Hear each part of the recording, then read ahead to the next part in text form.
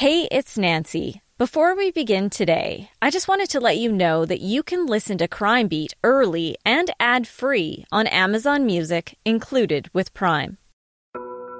A listener's note. The following episode contains coarse language, adult themes, and content of a violent and disturbing nature, and may not be suitable for everyone. Listener discretion is advised. I am a true believer in light and dark, good and evil. I'd like to think there's more good out there than bad, but given what I'm exposed to as a crime journalist every single day, I'm likely a little bit jaded. I see the very worst of humanity. These guys are worse than scum of the earth. They would kill everyone in that room and wouldn't think twice. They'd go have a beer afterwards. That's the kind of guys they were. What I find especially difficult is covering a case where someone has been victimized for no reason at all. Someone completely innocent. I'm Nancy Hixt, a crime reporter for Global News. Today, on Crime Beat, the story of a man who ended up in the wrong place at the wrong time. And by a horrible twist of fate, he came face to face with pure evil.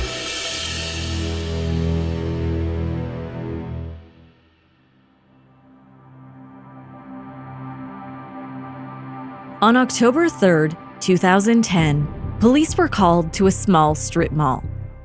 Its alley borders the edge of an older residential neighborhood, with a mix of 50s bungalows and newer infills built decades later. It was a Sunday morning just after 9 a.m., and a woman was walking to work. She came across the most disturbing scene imaginable. A man dead beside a vehicle in the parking lot. He had been left to die in a pool of his own blood, his body battered. He was beaten beyond recognition. When police arrived, they followed the trail of blood to the nearby alley. The alley itself is a little bit sketchy. There's all sorts of graffiti spray painted on the buildings. That's where officers found a cell phone, keys, and a wallet, including a man's ID. Police knew it likely belonged to the victim, but his injuries were so bad they couldn't be sure if it was in fact him. Devastated family members had to help police positively identify him. The victim was 47-year-old Mark Mariani. Before we get to know Mark Mariani, I need to take you back. All the way back to the late 1940s in Italy. World War II had just ended, and things were extremely tough. Parts of Italy were ravaged. The scars were still fresh as many tried to rebuild. Opportunities, like food, were scarce. For many, including the Mariani family, Canada was a shining land of opportunity just across the sea. So in 1949, in search of a better life, they moved to Calgary. Norbert Mariani, better known as Bertino, was just 13 years old at the time. Bertino had a passion for cooking, and by 1952, he began training with some of the finest chefs in the country at the Banff Springs Hotel and Chateau Lake Louise. Then, in 1955, Bob met the love of his life, Arlene, a young waitress who worked at the Palliser Hotel, one of Calgary's oldest luxury hotels. It was just a few years later, in 1957, Bob and Arlene were married and started a family. It's a pretty cool story how he came to Canada, as a young boy, immigrated from Italy, and through his love of cooking, he, worked in various restaurants and and then eventually decided to open his own. So it was after his training, out in the mountains and stuff and living out there, that he came back to Calgary, worked for a little bit, and then opened up his own place. That's Dino Mariani, Mark's brother. He's the youngest of Bertino and Arlene's 4 children. My sister Kathy's the oldest. Bob is the next. Mark was the middle, and then I'm the tail end. The Mariani family was well known in the Calgary restaurant scene, and over the years had several popular establishments in the city. The Mariani kids were basically born into restaurant life. As kids, we were expected. We weren't asked. We were expected that we would go and work in the family restaurant. So on weekends, we'd get up and go, great, we're going to go we're going to go play at the park, or we're going to do something. And it was like, nope, you're coming to work. You're doing dishes today, or you're busing, or you're bartending, or whatever it is. We all started as a dishwasher, I think. I know I did. You started at the bottom and you worked your way up. So dishwasher, busboy, waiter. Then if you were lucky, you became a bartender. And then eventually you kind of ran the bar at night and stuff. Both Bob and Mark cooked a lot more than I did. They trained a little bit more with my dad. My sister was the bookkeeper. My mom was the hostess. My dad was the chef. And yeah, we all kind of just pitched in and did our job. So at any given night, we were all in there doing a different job, or, connecting somehow. Mark was likely the most carefree and happy-go-lucky of all the Mariani kids. He loved to have fun and make other people smile. As a young boy, he was a bit chubby, and he got teased for that. He's chubby, and he had a baby face with little freckles and little blondish, reddish hair. He had the more German side of the family. So I think he got teased a lot about his weight, and so that was a big struggle for him. That was a huge issue as him growing up. But somewhere along the line in him growing up, and I didn't even notice it, but he went from being this chubby little guy to, 6'2", 6'3", 40-some inch chest, like just a big monster of a guy, but still baby face, which was really cute. So yeah, he, growing up, he was always not just my big brother, but he was big. Like, he was a big guy and a big fella. And yeah, he wasn't intimidating. He was intimidating because he was tall and he was big and he had huge, broad shoulders, but the smile and the broad face was like the giveaway. So he could pretend it sometimes, but yeah, he was a pretty gentle, big guy. Mark also seemed to love restaurant life the most. We had a DJ booth at our restaurant. So Mark and his best friend, they were kind of like the official, unofficial DJs. And that's back in, the early 80s. And I think we amassed one of the largest record collections in the city for our DJ booth. And Mark was always on it and always about different songs. And he followed the trends really well. They had thousands of records, and it was records. So we had 2 turntables, we had a mixing board, they had the whole thing. So back then they were pioneering or doing like the scratch records and the fade ins and all that stuff. Yeah, he was pretty amazing. And not to mention the fact that he was probably working in the bar at the same time. So he was running around doing all this stuff. And I think we made our parents spend thousands of dollars on a lighting system and all this music and all these stereo and all these speakers and stuff, because Mark had kind of figured out that was going to be what the fad was at that time. Artists like Duran Duran and Flock of Seagulls take Dino right back to the time his big brother Mark would be spinning the hits. If I hear these old songs, I automatically think of Mark and I can see him wearing his big suit jacket with the gray leather tie. Yeah, it's pretty cool. He had a big part on the side, and I hate to say it, and if he were here, he'd get mad at me, but he kind of had a mullet going on. Yeah, he had the long hair down to his shoulders. Yeah.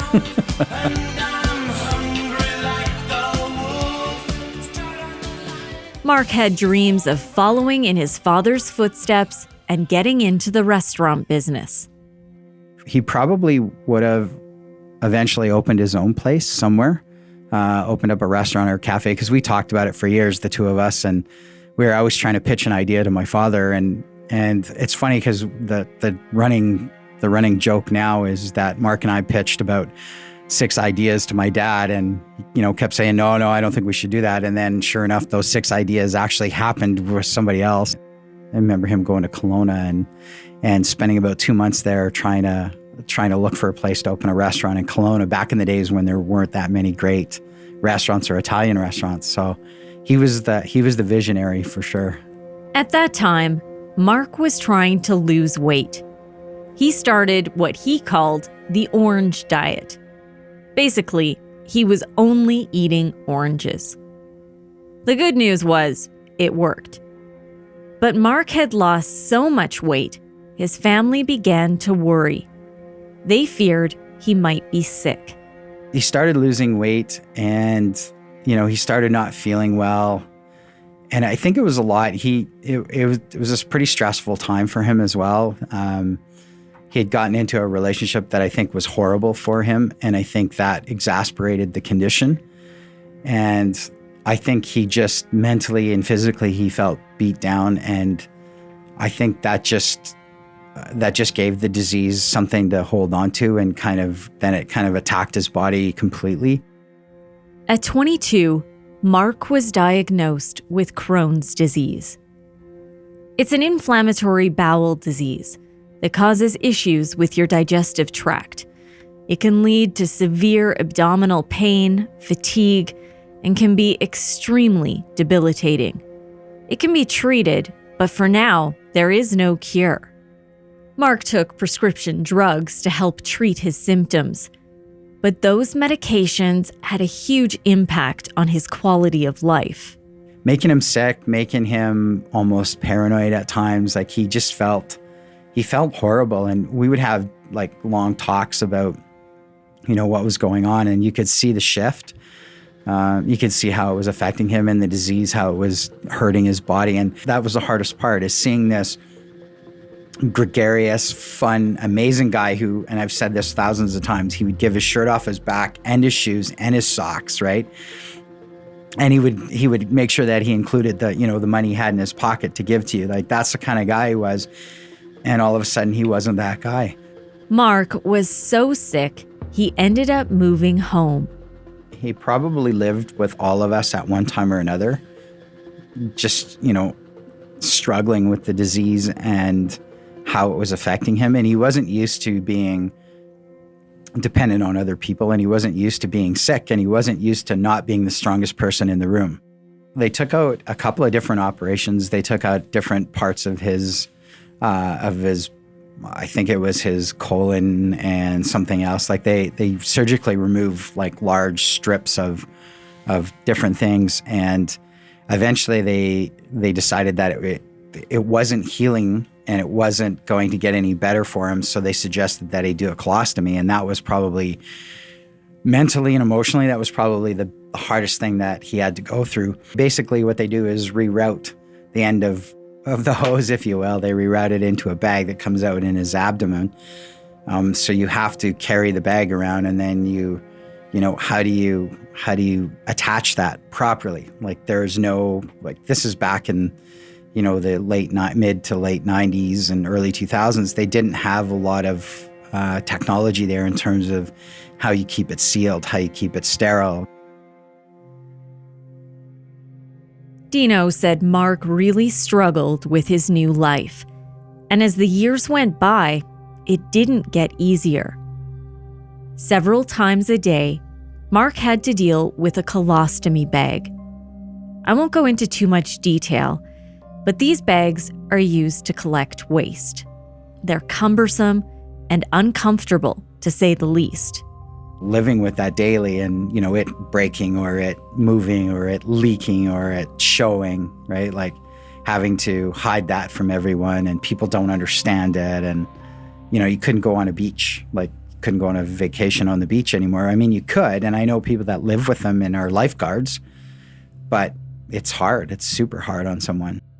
Even after several decades, it wore on him. Mark struggled to have a social life. It was a lot to deal with.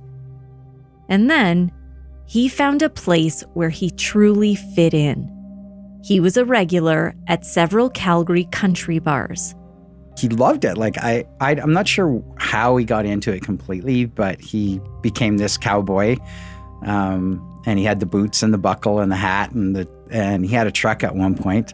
Mark had a newfound love for country music and even helped Dino become a fan of some of the classics. George Strait. He actually took me to a George Strait concert, and I'd like, football jock, and I liked U2 and who all, like all the popular music, and I wasn't really a country guy, but he took me to George Strait and I loved it. And I think I have appreciation of country because of Mark, for sure. To this day, Dino thinks of Mark when he hears the soundtrack from the 1992 George Strait movie, Pure Country. I love those songs and I love that movie and stuff, and it was because of Mark. Sing a song about the heartland, the only place I feel at home. Sing about the way a good man works until the daylight's gone. When Mark went out to a country bar, for a few hours, he could forget about his health problems and just have some fun. Yeah, he loved two-stepping. Yeah, he loved going out and schmoozing at the country bars and just having a good time. I think he felt more accepted there, and he kind of fit that, like the look and the style, and I think I think he felt less judged, and he could just be himself. Then, on October 1st, 2010, Mark was given new hope. Hope he wouldn't need his colostomy bag anymore. They were going to reverse it, and the medication had caught up, and surgery had caught up, and research had caught up. So there's a potential he could have reversed it and gone back to normal and had a really nice scar, and that would have been the end of it. Mark didn't get the chance to find out if medical advancements could help him. On Saturday, October 2nd, 2010, he headed to his favorite Western bar to do some dancing and meet up with some friends. And then he just didn't come home. He didn't come home that night. My mom kind of knew it, and she had a bad feeling, and she was used to hearing him come in. She was kind of my parents were always like night hawks, so she didn't hear him come in, and she kind of worried about him, got up the next morning, and she actually had called my sister, I think, and I think she tried to call me as well to find out if Mark was with me or was staying with me. It was unusual that he didn't come home, because with Crohn's and stuff, that was his kind of safe spot. And he could always come home and change and clean up and do all the stuff that he needed to. So, and he wasn't really dating anyone, so there was no other person. Definitely he would have or should have been home. It was hours later, well into the following day, the Mariani family was contacted by police. That day I was teaching first aid at a Walmart down in the south, and I had turned off my phone, or I turned it down because I don't want it ringing while I'm teaching. So I turned it off or turned it down, and then I remember on one of the breaks, probably around I think 10 a.m. or 11 a.m. I looked at my phone, and there were 7 or 8 or 10 text messages and a whole bunch of voice messages and a bunch of calls that I had missed, and they were all from Kathy. And I didn't even check the messages. I just called because I knew something was wrong. She wouldn't do that kind of thing. So I called, and she was screaming and crying on the other end of the phone, telling me that they had found Mark and he was dead. And I just slumped down in the middle of the class. It was out in the hallway, and I just slumped down on the floor, and I didn't know what to do. I couldn't move. I couldn't breathe. Dino's entire world just stopped. I just got in my Jeep and drove, and on the way, I imagined every possible thing. And I remember thinking that I wondered if it was his Crohn's. I wonder if he got sick and something happened. And I didn't even know, and I still couldn't believe it. I had to keep asking if it was true, if he was dead, or she might have got it wrong. I thought maybe he was just sick. And so I don't know how I got from deep in the south to my parents' place up in Scenic Acres, because I was told I had to go straight there. I didn't even know why. They said, just get there as quick as you can. But when Dino arrived at his parents' home, he still didn't get the answers he was looking for. Instead, the entire family was taken to Calgary Police Headquarters. They got us all up there. They didn't tell us anything, and they took us one at a time into different interview rooms. And they usually had one or two officers in there with us and, the full cameras and everything. And they interviewed us separately and asked us all the questions. We didn't even know what was going on. I have no idea why, first of all, why we're at the police station. And second of all, why they're splitting us up. But the aware person in me, the streetwise person in me kind of understands what they're doing. Like, they're looking for answers, and it's obvious that there's something wrong. And they're asking questions for a reason, not just random. All the Mariani family knew was something very bad had happened. They tried to help police, but the entire process had them feeling very confused. I had been working with my brother-in-law's company painting fire hydrants, and I had painted one red, and I had got a drop of red on my shoe. So during my first interview, they were talking to me, and I left and I went and sat back with the others, and then they came and got me again, and they brought me back into a room, and they said, "What's that on your shoe?" And it startled me for a second. I'm like, "It's paint." And then it clicked right away, and I said, "Here, it's paint. Take them, do what you need to do with them." And they said, "Well, look, we really apologize. We know this is a tough time." I said, "I don't care. I know that you're looking for something. If I can help you eliminate a bunch of questions, take them and go do what you have to do." And they did. They went and swabbed it and came back and said, "Sorry, but we have to cover that." I knew that there was something up then. For Dino, the hours that followed were a blur. After we left the police station, we went back to the house and everybody was crying. And all I could remember was, I have to be strong for the entire family and my nephews and my niece. And I can't break down. Like, I can't lose it here. On October 13th, 2010, a celebration of Mark's life was held. 600 people filled the pews of the church. His family shared a poem in his honor. A son, a brother, an uncle, a friend so true. Whatever he had, he'd share it with you. A thought, a deed, a kind word for a while, but always, oh always, he'd share his smile. Always in our thoughts and forever in our hearts. A video tribute was shared and showed happier times with his family, right from his early days with his chubby cheeks, all the way to the end, decked out with his cowboy hat. I can remember back at the funeral, and I remember, his friends coming up and saying, "Mark was a prince of a guy. Like, I can't believe, it was Mark." And I think that's, for me, that's both the saddest and probably the happiest thing, is because I know how I felt about him, and I've kind of always known how other people feel about him, but it was really reinforced. And, but that's also the saddest thing, because there's a lot of people that probably don't deserve to, have the freedoms and the things that we do and love and breathe. But he definitely did. And that's the hardest part about it. Devastation doesn't even begin to describe the loss the Mariani family was experiencing. Just days after his death, Mark's mother spoke to the media for the first time. He wanted to find a wife and have his own children. Arlene Mariani struggled to make sense of what had happened. My son didn't go for nothing in that dumb back alley. He had a mom, he had a dad, there's a face for him. There's a face to that poor boy. The family had so many questions and no real answers. They had no idea who would have killed Mark. How, who, why? Like, was there connections to something? Did somebody know about it? He was the most amazing guy in the world. So it wasn't like, we thought, oh, okay, he had a fight with someone and that's how it happened. Like, we knew that wasn't it. We just thought, why Mark? Like, of all people, realistically, why Mark?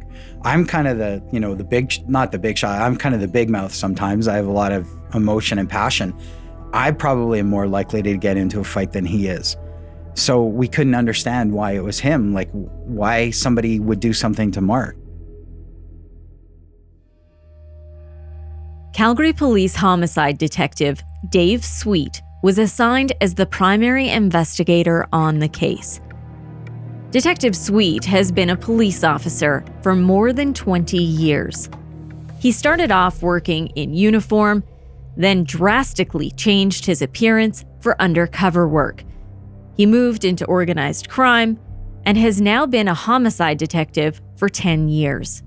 He's confident and kind, but he can also be extremely intense. When he's working to solve a case, he's incredibly focused, and he's known to work around the clock for several days before being forced to get a few hours of sleep. You can tell the stage of an investigation by looking at Sweet's facial hair. Chances are, if he's in the thick of it, he hasn't taken the time to shave. You can see the drive and determination in his eyes. He's known to be both passionate and compassionate. One of the things that really sets him apart is the close relationship he develops with many of the victims' families, including the Mariani family. He makes this a priority, and that's part of what makes him so good at his job. He never loses sight of the humanity in what he's dealing with. They were a warm, nurturing family. They were a family that clearly loved their son, their brother, their uncle. Everyone in the family really felt the loss of Mark very early on, and they opened their homes up to myself and the other investigators, gave us access to be able to speak to them, learn as much about Mark as we possibly could in those early days that would maybe assist us in identifying who was responsible for his death. On October 3rd, 2010, Sweet met with other investigators at Calgary Police Headquarters to strategize. Then, within just hours of Mark being found dead at the strip mall, Sweet himself went to the scene. Early on in the investigation, very early, we'd come to learn that where the victim was lying was likely not the location where the initial incident had occurred. Forensic crime scenes investigators were already gathering evidence and found a large pool of blood in the nearby alley. It's believed that's where Mark was attacked, and it appeared he had tried to get back to his vehicle, and sadly, that's where he died. It was in the alley where police also found Mark's wallet, keys, and phone. One of the first things I contemplated when I first got out to the scene was that Mark had died as a result of some sort of a street robbery or robbery gone bad. That theory was quickly ruled out. Mark's wallet still had some cash in it, along with his credit and debit cards. The medical examiner revealed Mark died from blunt force trauma. He had been stomped and beaten to death. Stomped, massive head lacerations. He had suffered a broken jaw. He had skull fractures, deep bruising, bleeding in the face. His scalp, chest, and right buttocks were all hemorrhaged to the bone. The violence Mark suffered, being stomped on, kicked, and brutally beaten, is honestly beyond comprehension. How could someone do that to another human being?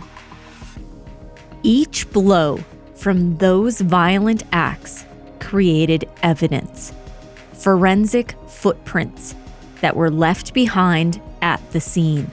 If you can imagine when a person is being stomped to death, the stomper's footwear will become caked in blood and will actually become like a stamp.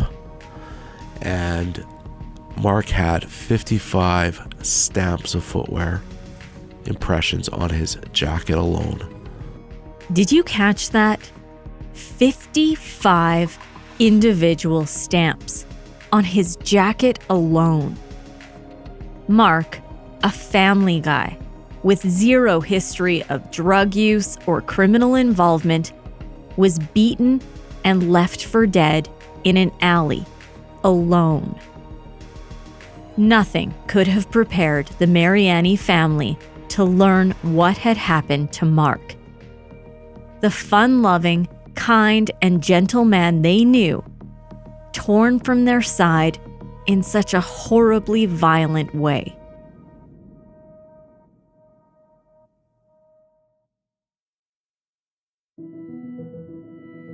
Detective Sweet had a number of investigative avenues to explore. He directed officers to go door to door in the neighborhood and find out if anyone witnessed anything that could help solve the case. That's what Sweet calls basic gumshoe detective work. It's that banging on doors and asking people questions and trying to figure out maybe who lives in the area, if anybody heard or saw anything that night that was out of the ordinary. Sweet said from examining Mark's cell phone, police learned he wasn't likely meeting anyone at the time he was killed. The attack appeared random. Police collected CCTV surveillance video from the strip mall and released some images in an appeal for help from the public. You're watching Global Calgary. Calgary homicide detectives are searching for two men who may be witnesses in a murder 6 months ago. At one point, police did a Crime Stoppers reenactment. Dino, Bob, and Kathy all went to the alley where Mark was killed. It's incredibly hard to watch, and it's only a dramatization, a scaled-down version of what Mark endured that fateful morning. Mark's siblings watched with tears rolling down their cheeks as actors played out the final moments of his life. He died for what? It's senseless that, he would have given the shirt off his back to those people. So please do the right thing and come forward to the police with the information that you have so that my family, our mom and dad, and my kids, we can all, understand, and put an answer to why Mark died. The family waited. Months went by.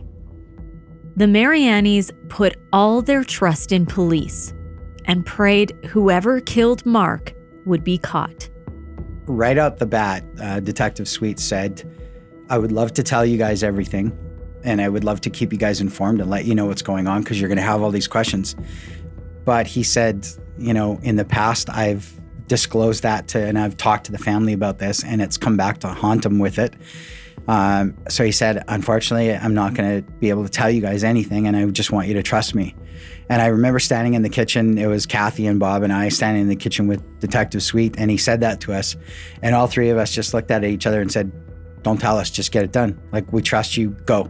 Whatever you need from us, we'll be there to support you. We won't ask you questions. We won't phone you. Just trust that you're going to get the job done, and we'll support you no matter what." So that's what we did. Never asked him a question. Then, 8 months after Mark was killed, 2 men were arrested. 2 notorious members of Calgary white power groups are now in jail accused of killing an innocent man. Tyler Stirrup and Robert Reitmeyer were charged with second-degree murder. I think it was utter shock. First of all, I don't think I even realized that kind of creature existed in our city. I knew it did in other places, but I didn't think it existed here. And I guess I was just in shock for the first little while, trying to figure out, first of all, where they were coming from, why they were there, and, why they would have done something like that to someone like Mark. I really need to take a minute to paint a picture of the 2 men who police had charged with killing Mark. Both used their bodies as a canvas to spread hate. Robert Reitmeyer was 24 years old at the time. His head was shaved and he was covered with white power tattoos, including his face.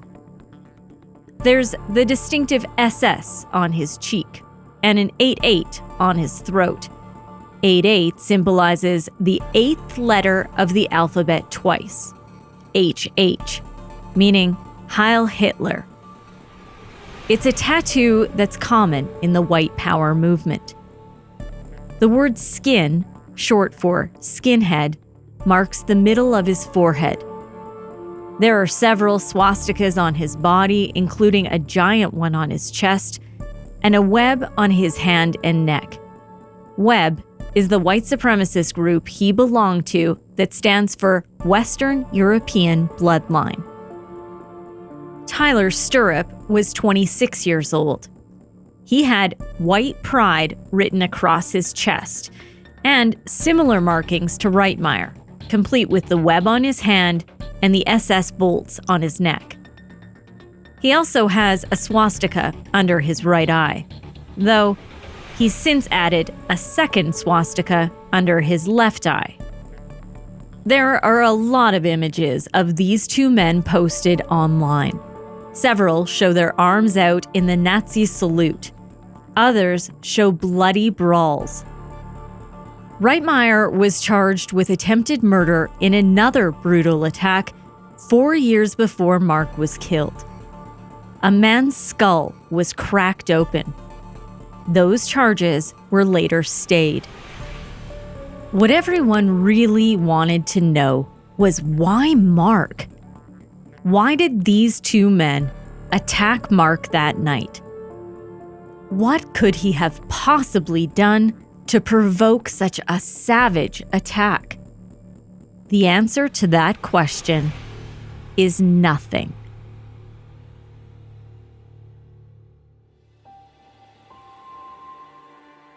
Just days after Stirrup and Reitmeyer were arrested, Mark's parents invited the media into their home. With a crew of cameras set up in the living room, they took turns speaking about Mark. All through this ordeal, I've lost many nights of sleep thinking about it. If I know my son, he would have called for Mom, Dad, Kathy, and his brothers to have some help. That's Mark's dad, Bertino. Mark's older brother, Bob, also spoke. I don't consider them men because it doesn't take 3 or 4 or 5 guys to beat up one person who's underweight and can't even defend himself. Next was Mark's big sister, Kathy. This was nothing more than pure evil at work, and what really saddens us is that he died alone in a parking lot, and we couldn't be with him. I don't think that you in your heart as a human being would want to get the phone call that your loved one was found lying in a parking lot, bleeding, alone, and died with no one there to hold his hand. I remember that day so clearly and saw the deep sadness and pain in all of their eyes. In particular, Mark's mother, Arlene. When Mark passed away, he took him away. He wouldn't let me go and hold and just comfort him and hold. He wouldn't let us do that. Arlene was so emotional, she put her arms around herself in a hugging motion and said Mark's killers didn't allow her the chance to hold him one last time.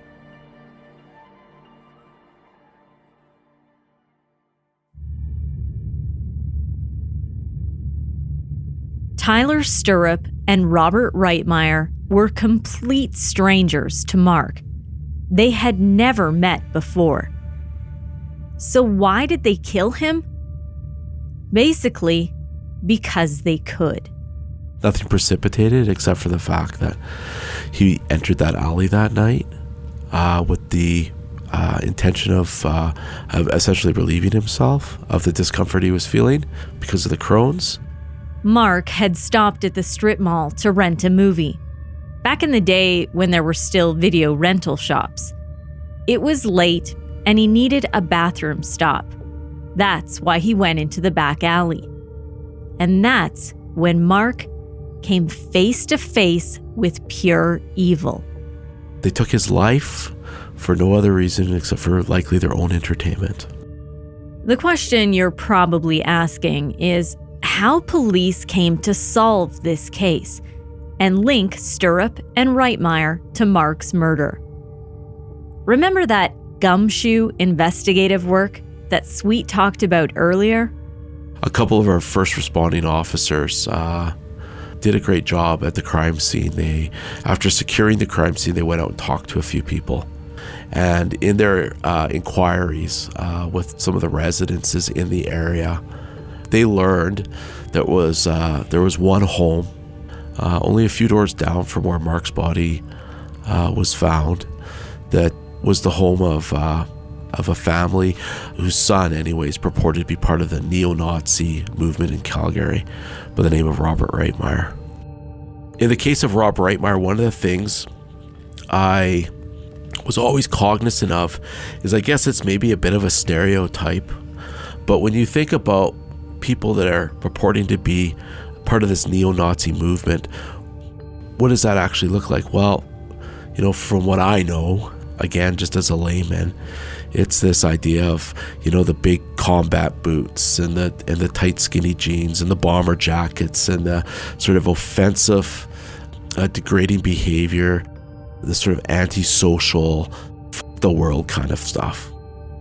Both Stirrup and Reitmeyer showed off their stereotypical combat boots in many photos posted online.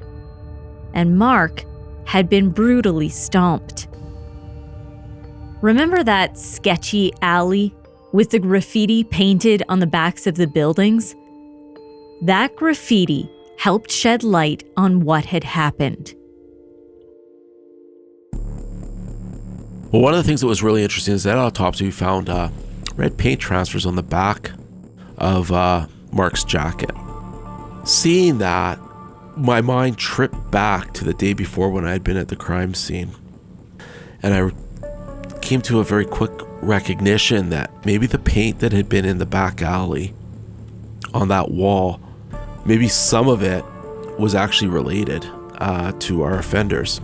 See, my theory was this: if Mark had been in the alley when the paint was still wet, or at least wet enough for it to transfer onto his jacket, then that would mean that some of the graffiti tags that we'd seen back there may have been put there by people that had been in the alley around the same time as Mark.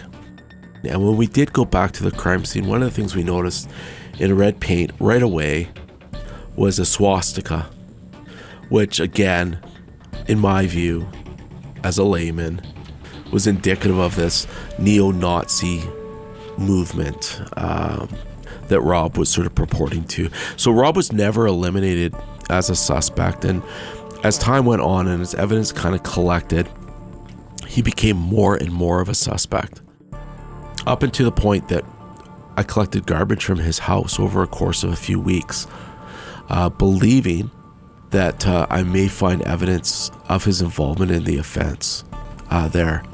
And I began the inquiries with people that knew Rob to find out a little bit more about him. So I went and spoke to his probation officer. In talking to his probation officer, I quickly learned that Rob had continued to report to his probation after the offense, but had stopped wearing these big, large boots that he used to always wear to the probation office appointments. Things are starting to come together a little bit for me now. The investigative work had paid off, and evidence was all pointing towards Stirrup and Reitmeyer. I have red swastika spray painted on the wall. I have Mark's jacket with red paint on the back of it. I have Rob Reitmeyer and an associate of Rob's by the name of Tyler Stirrup in the area of the murder about an hour and a half prior. I know Rob lives within 3 houses of where the assault occurred, and that his home backs onto the alley. And from the crime scene examination, that initial one, I also knew that my offenders had fled on foot because they had actually left behind, their boots had been so blood-soaked, they left behind bloody footwear impressions on gravel. as they left the alley.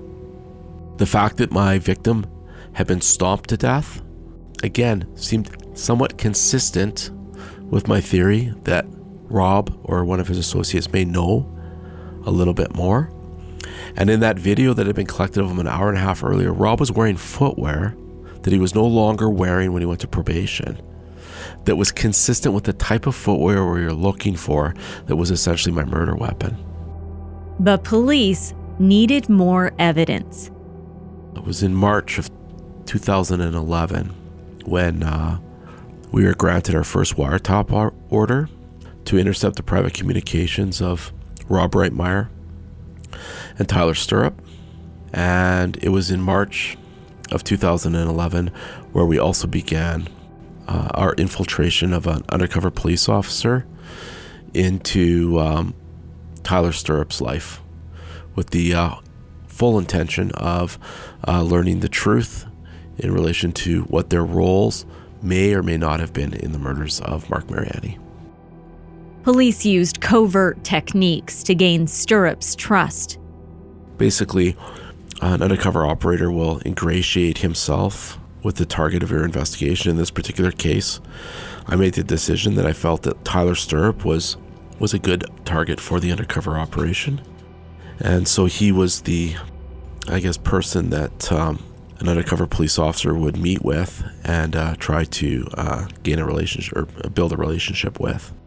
In this particular case, it took about a month for that trust to build to a point where Tyler made his first admissions.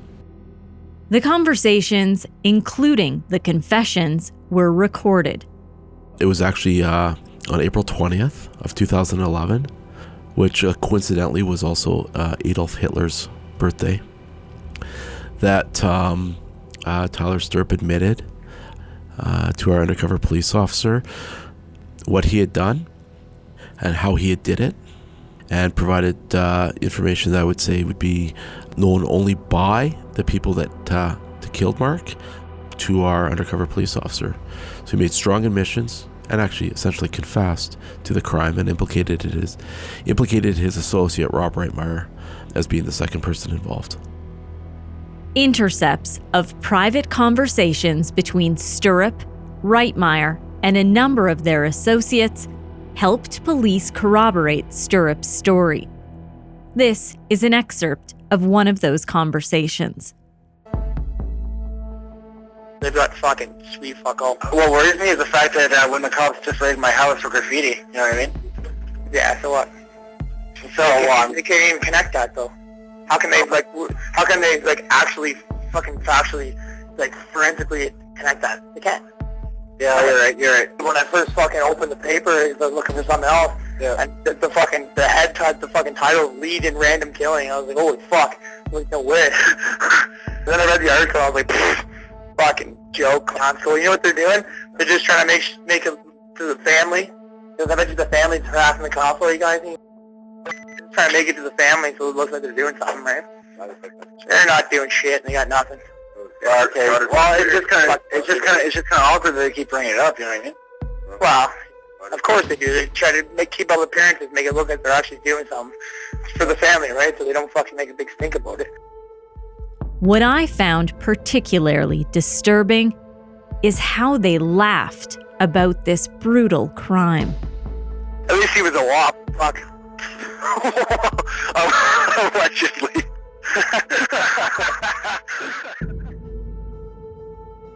On March 4th, 2013, on the day his trial was scheduled to begin, Tyler Stirrup pleaded guilty to second-degree murder. I think we were all preparing for a long, lengthy trial. We were preparing to go the distance with whatever we needed to do, and it was a shock that this turned around like it did today.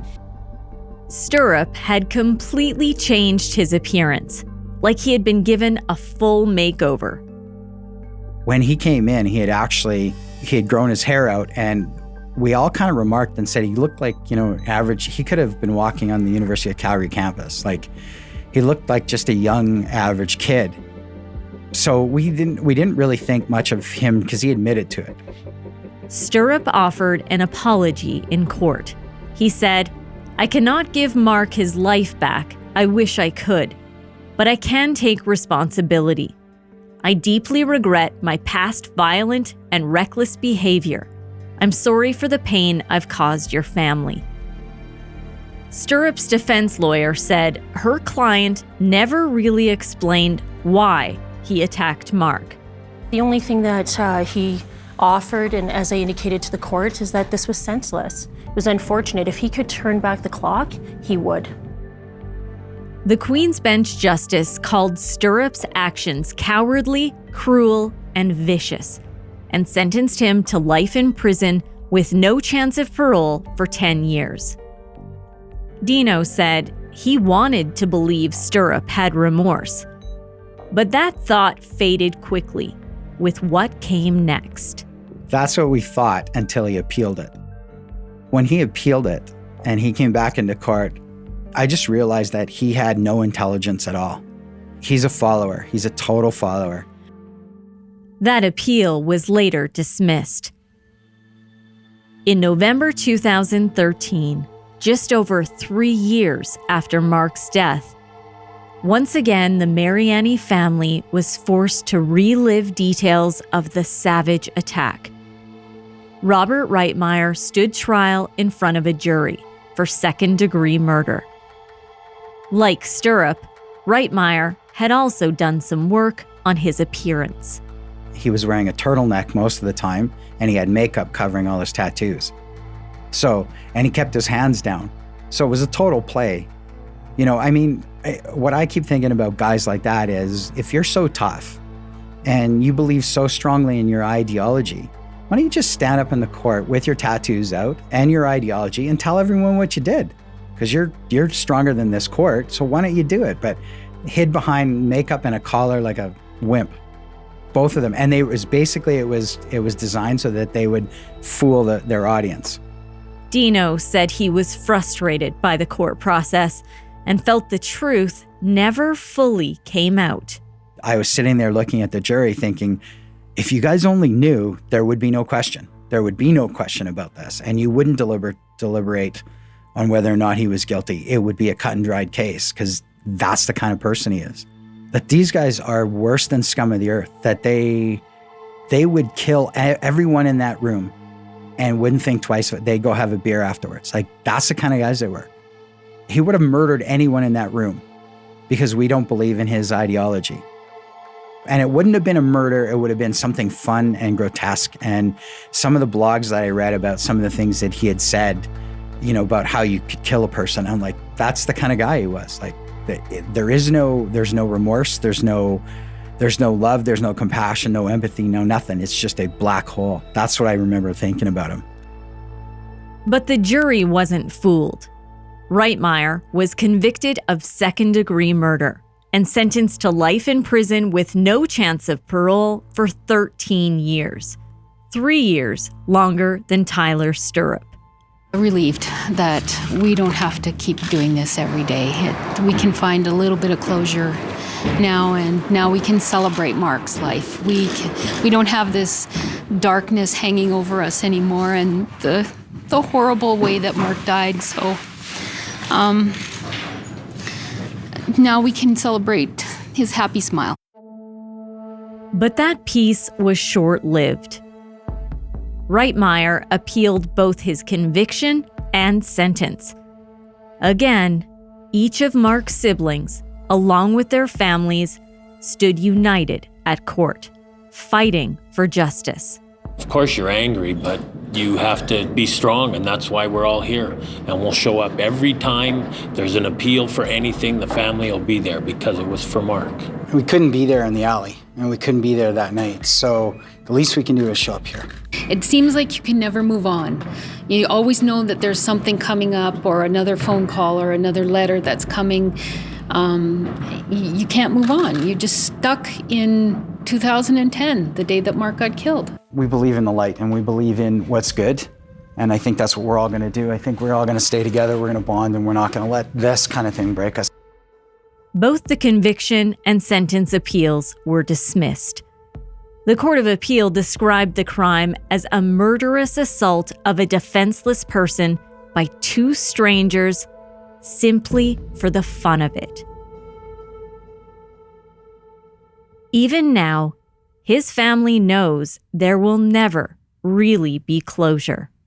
The kind of things that they did to my brother, like the actual acts they did that night, and I don't even know if we can speak about it. Like, just, it wasn't just, a lot of people think, oh, okay, he was murdered and, and that was that. No, it's how they tortured him. It's how the things they did to him, the disgrace and the disrespect and all the things are wrapped around that if people knew and people heard, they would probably vomit. It wasn't long after the court process finished, Mark's mother passed away. I truly believe that she, at that time, that day, she gave up. I think that was the beginning of the end. And I think she was going to hold on until the trials were over and she wanted to see that justice was done. And then and that's basically what happened. At her funeral, I sat with detectives, other reporters, and prosecutors. In spite of the pain she suffered, she impacted so many lives with her kindness. She died with a broken heart. I think she felt guilty because she was basically the last person he saw from the family or was close to, right? And I think she felt a sense of, like, if I would have just called him or if I would have just gone out looking for him, I would have saved him. Mark's killers could soon be back on the streets. Stirrup is already eligible to apply for day parole.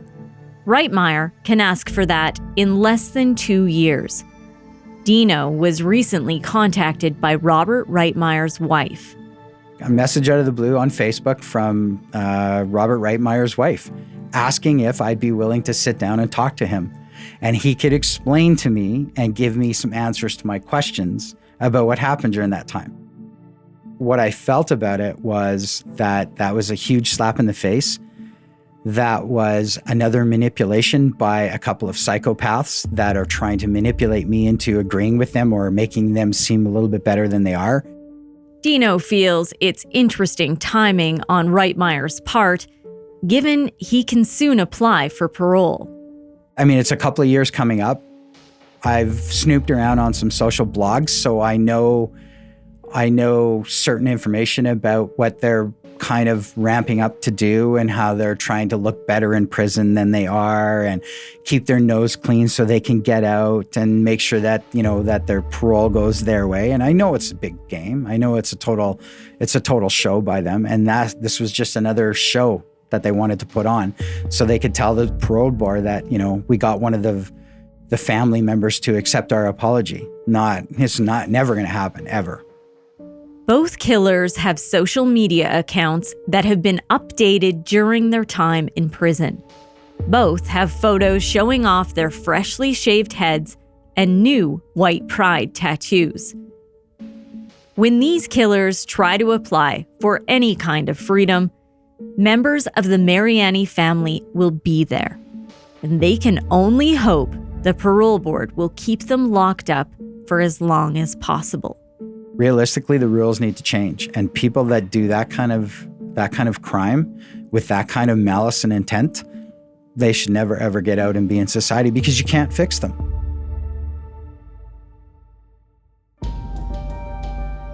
Over the years, I've gotten to know the Mariani family really well, and I've watched as they try to help others in dark situations. Dino has reached out to other grieving families who've also lost loved ones to homicide and offered a special support that most people can't. He knows exactly the kind of pain they're going through. The Mariani family lives to honor Mark's memory. It's every single day. Every single day we think about it, we talk about it, we miss him, we talk about, it'd be cool if Mark saw this, or, if Mark were here, this is what he would do. Every year, on his birthday, they remember Mark.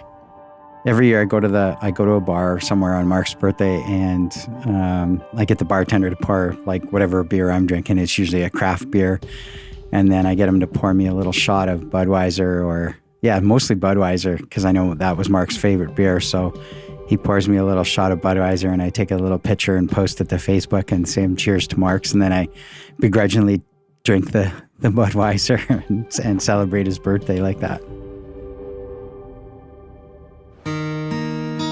When they're driving and one of Mark's favorite songs comes on the radio, they remember his smile, his compassion, and his love, and focus on spreading light like Mark would have. In all the world, you'll never find a love as true as mine.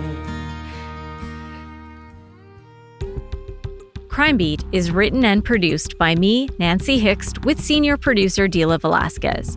Audio editing and sound design is by Rob Johnston. Special thanks to Craig Jaron for his editing assistance. Thank you to Jesse Weisner, our Crime Beat production assistant.